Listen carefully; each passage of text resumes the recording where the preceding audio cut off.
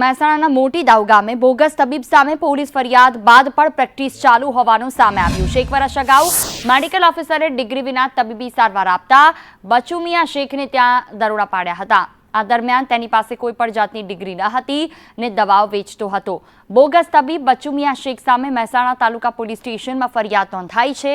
છતાં બેખૌફ બોગસ તબીબ બચુમિયા શેખ હાલમાં પણ ડિગ્રી વિના તબીબી સારવારનો ધીકતો ધંધો કરી રહ્યો છે।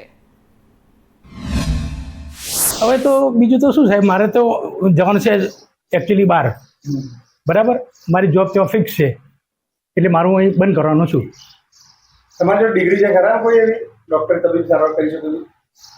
આ હું એકચ્યુઅલી પ્રેક્ટિસ કરતો જ નહોતો, પણ કોરોનામાં મને જે ફાવતું હતું એ કોરોનામાં મેં સેવા કરી છે। અત્યારે એની લીગલ એક્શન માટે પગલાં લીધેલા છે, એટલે હવે આ સમગ્ર બાબત આગળ સબજ્યુડિશિયલ મેટર બનશે, એટલે એ પ્રમાણે જે પણ કાયદાકીય રીતે આની કાર્યવાહી કરવાની થઈ આગળ।